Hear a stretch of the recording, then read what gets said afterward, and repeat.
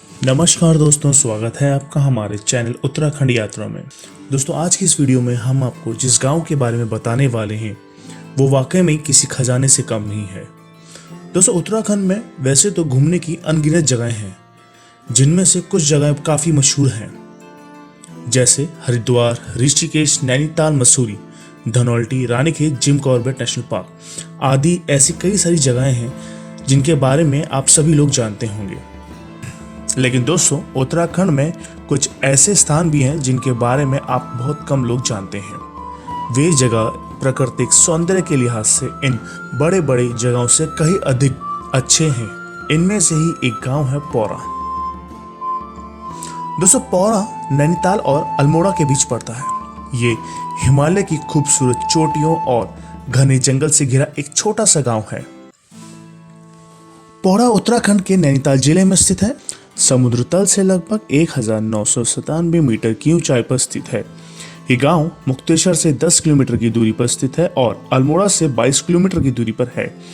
यहाँ की खूबसूरती, छटा और छिपते हुए सूरज का नज़ारा देखना बेहद ही सुंदर है।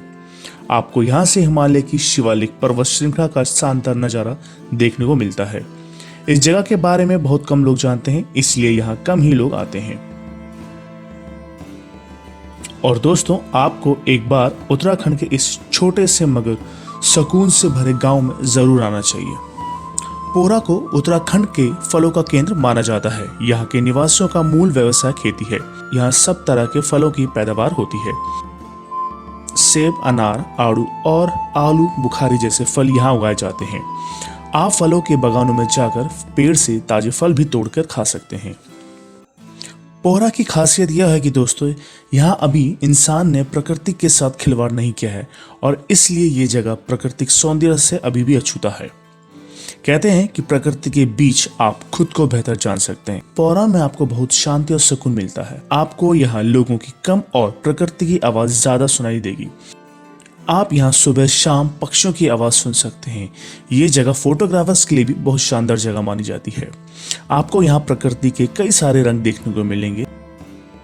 दोस्तों, पौरा उन जगहों के लिए नहीं जाना जाता है जहाँ देखने के लिए बहुत सारे टूरिस्ट स्पॉट हों, लेकिन यहाँ चारों तरफ खूबसूरती ही खूबसूरती फैली हुई है।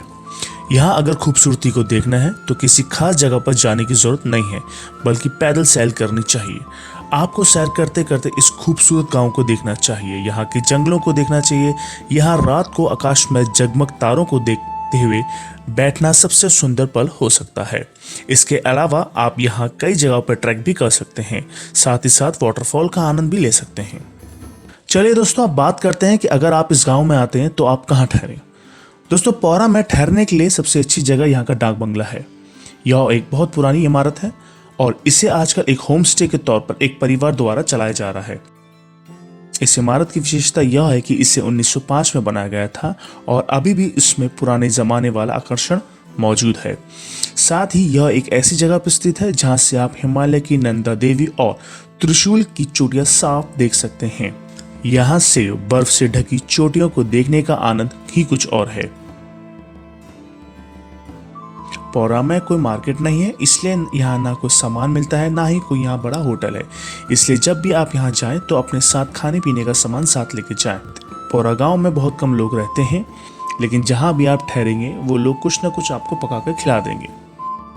चलिए बात करते हैं कि अब पौरा कैसा पहुँचा जाए। दोस्तों, पौरा जाने के लिए सबसे बेस्ट टाइम मार्च, मई, जून, सितंबर और फिर अक्टूबर से लेकर दिसंबर तक है। जनवरी और फरवरी में यहाँ कड़ाके की ठंड पड़ती है और खूब बर्फबारी भी होती है। यहाँ तक कि रास्ते तक बंद हो जाते हैं, इसलिए उस वक्त यहाँ जाना बिल्कुल भी सही नहीं है। दोस्तों, पौरा पहुँचने के लिए सबसे नज़दीकी हवाई अड्डा देहरादून है, जो यहाँ से लगभग 340 किलोमीटर दूर है। देहरादून से आप टैक्सी करके पौरा पहुँच सकते हैं। पौरा से सबसे नज़दीक रेलवे स्टेशन काठगोदाम है, जो लगभग 70 किलोमीटर की दूरी पर है। काठगोदाम से भी आप टैक्सी करके पौरा पहुंच सकते हैं, जिसमें आपको 2 से ढाई घंटे का समय लगता है।